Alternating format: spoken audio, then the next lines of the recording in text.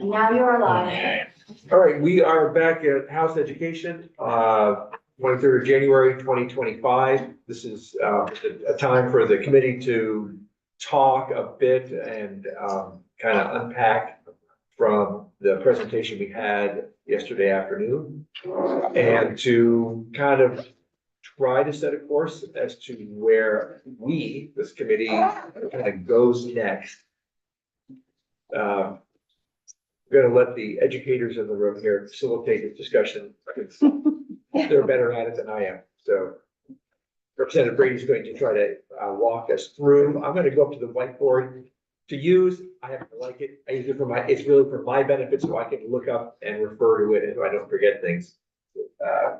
It'll be better notes taken. But anyway, let me turn it over to you and go right ahead.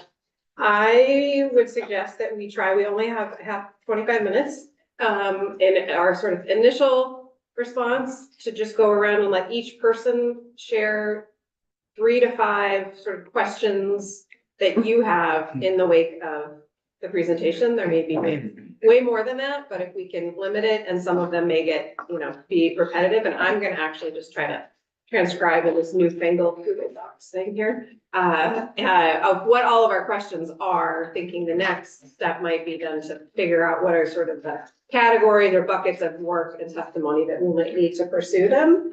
So it's putting people on the spot a little bit, and I don't know if some have already kind of generated that and someone wants to start. You certainly don't have to share, but if we could start to get a real sense of all the questions in our committee. And all right, Representative Long, ready to go. Thank you. I'm happy to start. Great. Because it is so broad for me. Yeah. And I'll say that I left yesterday with a very open mind on what was put on the table, with a few pretty significant concerns. One was on timeline, because the proposal came to us with so many details missing that it feels really daunting to have to fill in those details or wait for more details, which is what we were hearing. So that's one of my biggest concerns. I had hoped we would have a more foundation under us at this point, and I think we don't, which is fine, but just worries me about the timeline. I have questions and deep questions and concerns about much of all of this, but one of the main questions I have, and we talked about a little bit this morning, about the role of the state board and rulemaking being shifted. That's a question that I have. I need to understand that.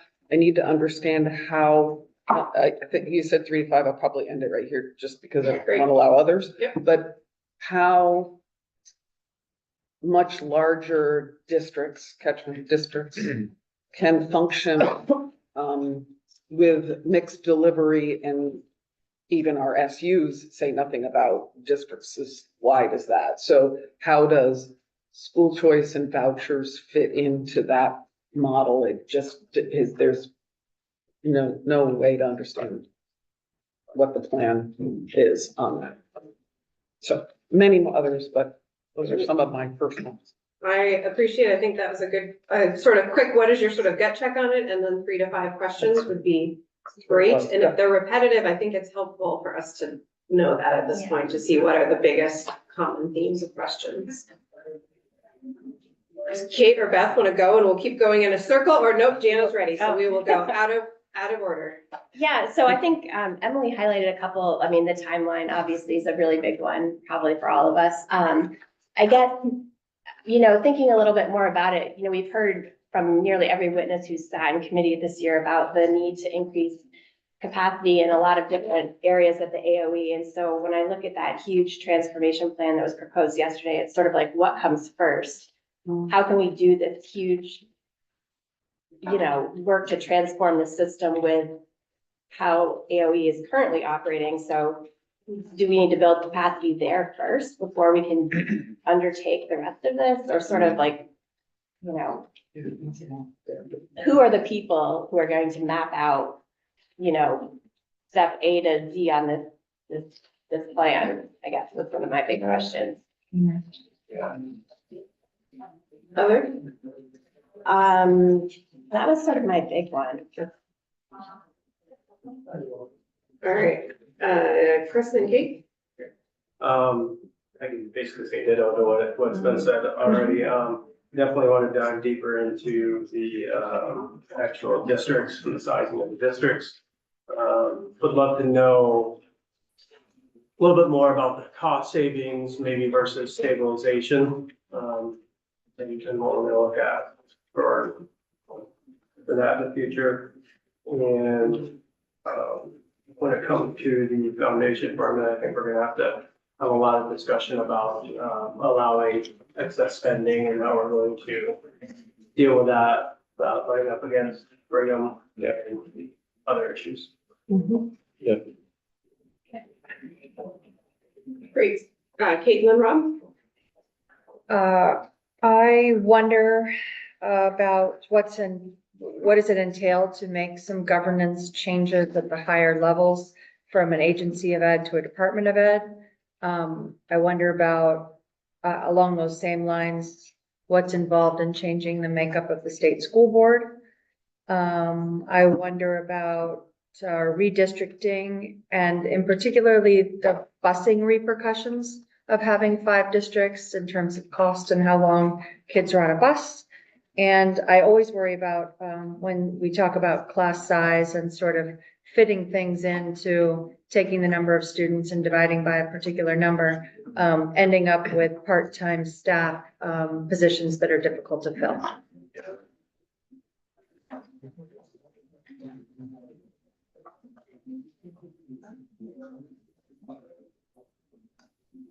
Rob? Most of that, but also I was wondering if, and I think I read this in the paperwork, that if he's talking about regional type high schools, can this somehow be tied in with construction? You know, if they're thinking about, right, because we have plenty of schools that need major, what's that? Aid, you mean, construction aid? Or I guess I don't know how, if so many schools are really like in a bad situation in terms of what they need to have either replaced or refurbished, if we're talking about regional schools, if somehow part of the plan could be, okay, well, we're gonna recreate this one, replacing this one, this one, and this one. So because that's been a thing too, right? Construction costs. Others on your list at all, Rob, or ones that have been repeated that are particularly? Timeline stuff. Salient. I mean, because honestly, as I was thinking about this, not just in what we've been hearing in the last couple of weeks, but even before I got here, I was thinking there needs to be like a 20-year plan to do this. Right? I mean, I don't know how we get this all done in 2, right? It's a lot. So. Full disclosure, I traveled last night and this morning, so I have not read this in great detail yet. AOE capacity, or all of our capacity. And a constituent this morning at the gym said, well, does it talk about independent schools? So what's the role of how we use independent schools? Yeah. If at all. They don't know. So again, capacity of AOE for me, like I do see a lot of benefits in this, but I don't know that are they ready to start the implementation? It sounds like from staffing, it might not be the case. So what does that look like for them? Even bigger though is the districts, the sizing of them. I actually expected it to be 10 to 12, not 5. So how does that impact local communities' ability to feel like they have a say in their, how their schools, or what their schools provide? It starts to feel a little further away from what we're used to as communities. So how do you bridge that gap? Okay. My questions, some of them surround page 9 of the briefing report that had the ideal numbers with 600 students for high schools and 450 for elementary. So I'm wondering, like, how many schools in some of our most rural areas do you have to put together to reach those numbers? And then I'm also wondering, what is the impact on all of the people in our communities that work as paraeducators, teachers, other jobs?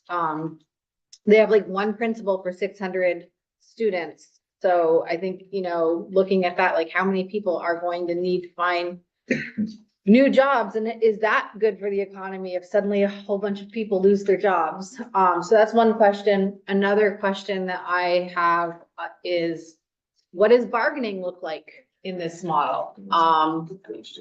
And how are our constituents going to react to this loss of local control? Because this is a lot of loss of local control. Those are my big questions.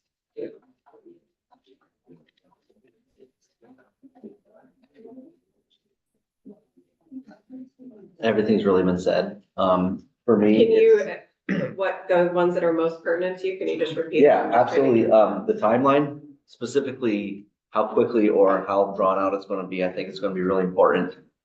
Because I've already seen some uncertainty in the field from constituents and people that work in schools, and they wanna know how exactly this is gonna work. So I think communication on our end and communication and openness in our community on these conversations we have is gonna be really important, because people are going to be looking at this very meticulously, want to make sure we're making the right decisions, and sometimes not the easiest ones. So a timeline, where the cost savings are, that's the biggest part for me, and how this benefits students.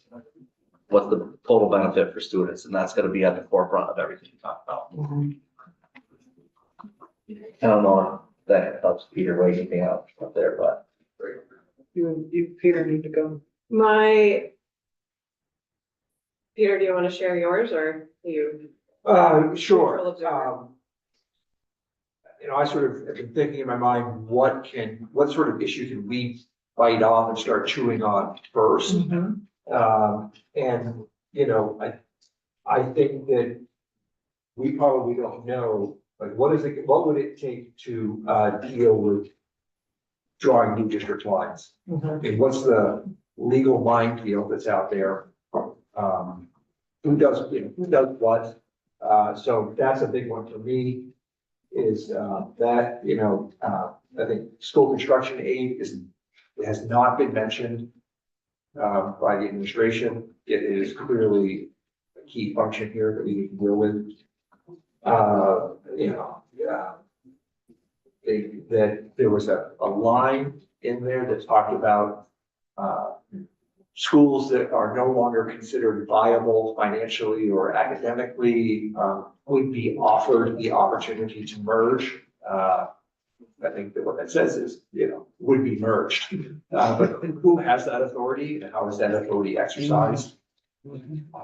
So there's just a lot here.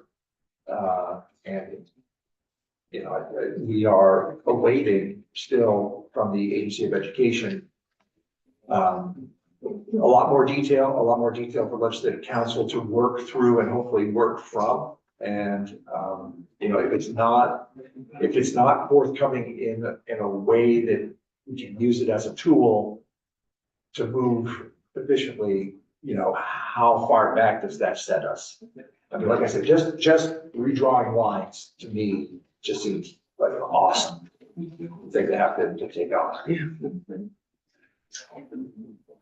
Well, I guess I will go last. My questions are, what is the number? If it's a foundation formula and it's, generous, what are the actual dollars here? And then what's the limits or the mechanisms in terms of going over that? It's same question about AOE capacity, but also AOE role. It looks in the plan like essentially the state board goes away, or certainly doesn't have any of the functions they do now. And so what does it mean to have all of that authority in one place? I have the same questions a couple have raised about choice and our kind of bifurcated system. How would that transition into this? What would that mean? Where school construction, the regional high school model, I have come to generally fairly supportive of, but in many places those might not exist or not exist in that configuration. So that's going to be spending money.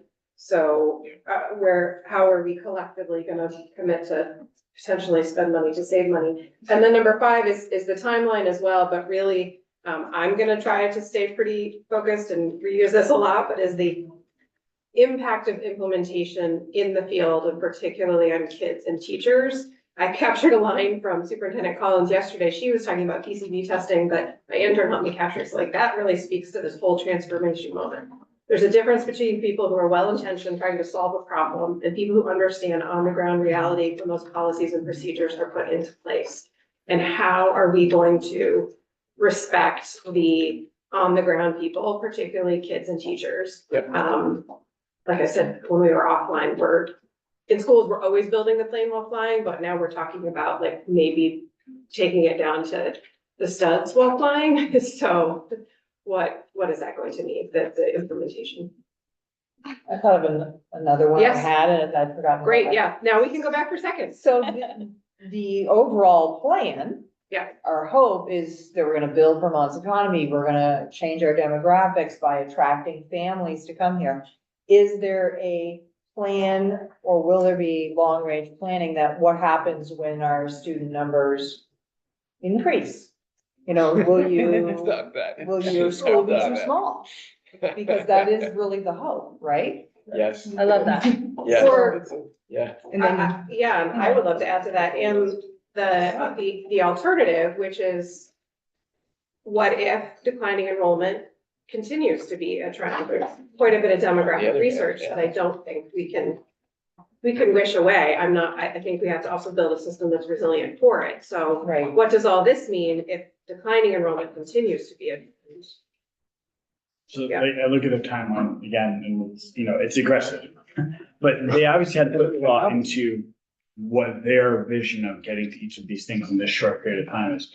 Now we haven't heard yet, like what is the story that gets us to the end of 2020? Right, and there is one, they can't just, I would assume they don't just put these dates out there arbitrarily and say, figure it out. I would think they have a reason for it. So what are their details of the reasoning? Because that could help us understand what some of the moving parts will need to be, better than us just throwing it at the wall.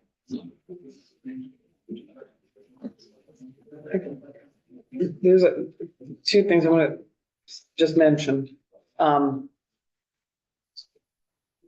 Based on past experience and the work I've done not only on the education committee through Act 46 and locally on my school board, trying to merge to become more efficient, I have found over time that has not been a financial gain. There's a typically, maybe occasionally when you operate under a more efficient, what we consider a more efficient model, there will be some efficiency in the beginning, but that rapidly disappears for whatever the reason is. But that's been my experience. I very much worry that our Vermonters have asked us to lower the cost of education, but I see nothing in here that's, I'm yet convinced that it will lower the cost of education. And then on the flip side of that, I feel like we have a huge opportunity right now to create an education system in my mind that offers equitable access to a high quality education for all of our students in Vermont, regardless of where they live or what their life circumstances are. And to me, that's the pinnacle I sit on all the time, making sure that every child in Vermont has an equitable access to high quality education. And there's a lot in here that we need to know before we can ensure that. Does it, when you think about it, doesn't it feel like as you're holding that paper, like, this is gonna cost a lot? I mean, I know this is meant to streamline and simplify, but it feels heavy, you start writing stuff on the whiteboard and. Well, I think, I think when the governor and his team are asked about it, probably at a press conference, soon, that'll be a key question. I'm gonna say that probably the answer is no, it's not gonna save money right away, right? But it Right away, will right. hopefully bend the cost for, for the future. Right. You know, what we're just gonna have to try to do, this is big, there's, you know, obviously a lot of enthusiasm in the body to take on big changes. This is the opportunity to do it. We're gonna get bogged down in the details, but it's gonna be really hard to swim out of it, and for real reasons. And we're just gonna have to, try to just put our heads down and get through it as best we can. The challenge is going to be, you know, we need the administration to, if we're gonna use their proposal as a framework, the detail is gonna be so important. And, you know, at this moment, that's still a bit of a TBD. As we go to build an agenda for next week, I might suggest, and I'm open to people saying, no, let's not do that, let's do this, because, you know, I'm not really, I'm just trying to tread water here as much as the rest of you. Talking about just redrawing lines. And I think, have legislative council come in and, talk to us about, like, what does that mean legally? What are, you know, where do we start? Who does what? What is that, how does that fall within state statute and sort of, we often hear, well, you're in the legislature, you can do whatever you want, I just would like to have that confirmed. But, you know, we're all at this point starting from a lack of knowledge base, and to build up from there is gonna be super hard. Ask a question about that. Yeah. When we sit in front of ourselves with a map in front of ourselves, we all go to the map. I think what you're suggesting is not looking at a map, but actually talking about this at a higher level, so that we don't get bogged down. Statutory legal framework. Right, I would really welcome that opportunity, because when we start, I know, because I remember it before, when you start putting a map in front of you, all you see is your district or your neighboring district or whatever, and it's very hard to stay away from that. So I really welcome that opportunity to understand what it really means before we ever look at a map. Yeah, and I'd say, I think that's where I would appreciate starting. I think that's one of the big aspects of this whole thing, the size and scale, right? So that's gonna be a big focus on how this whole proposal moves forward or doesn't really move forward, as planned. And for the foundation formula, mostly Louise and Means will also be dealing with that kind of aspect, which is another big chunk of it. So I totally think we should start with the districts and the scaling.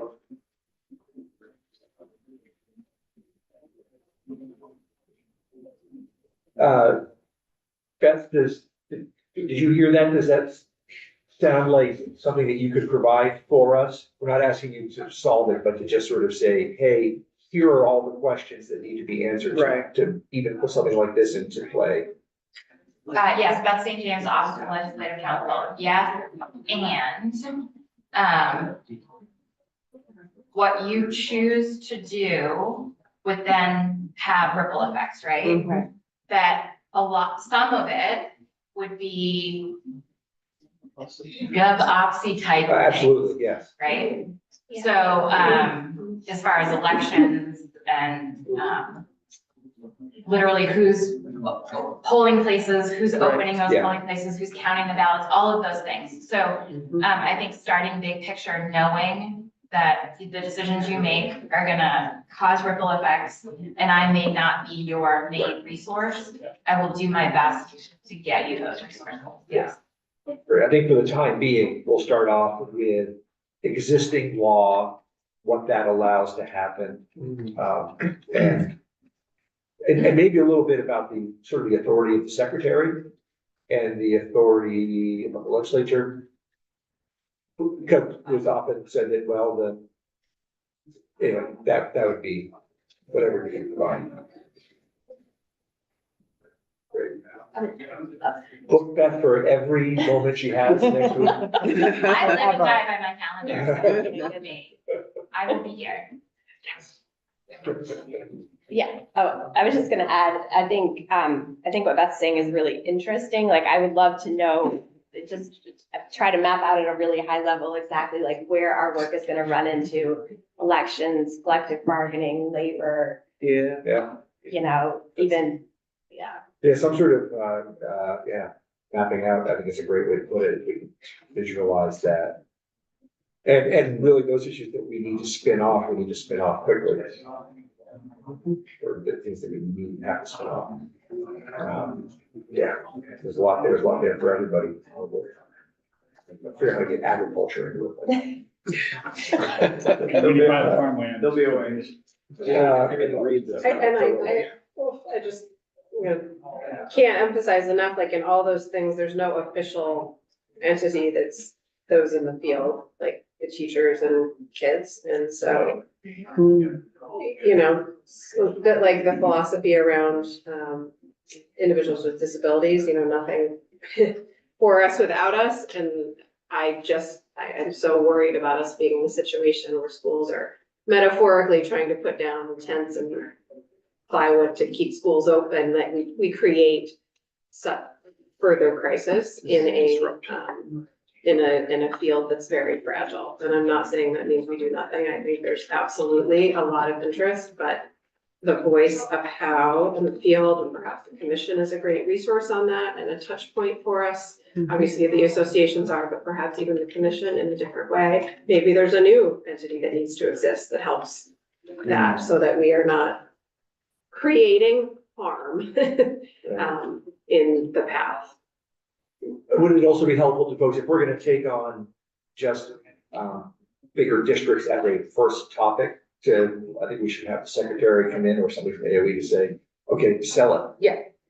You know, Yeah. tell us why that is. How's it gonna- Or be able to answer some of the more detailed questions. Yeah. And to me, that's like, can we get something that talks about the county? Because that's probably built into how they want, you know, how, to me, there's more in this one section than we all know that I think could help inform us on what directions to go. That we haven't had, and how do we get that as fast as possible from the But, you know, you talk about timeline, I'm worried about our timeline.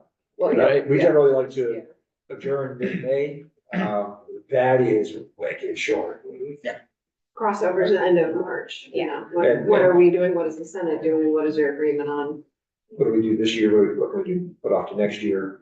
And just bigger, those things that I also think about, but if, I think the appetite out there to do something is voracious. Real. And, so if it means we stay late or come back in the fall, whatever it takes, we're gonna have to figure it out. How late would be like extremely late? Somebody was recalling Act 60, I think, way back when Act 60 was passed, that was mid-June adjournment. Next one. All right, well, we'll hold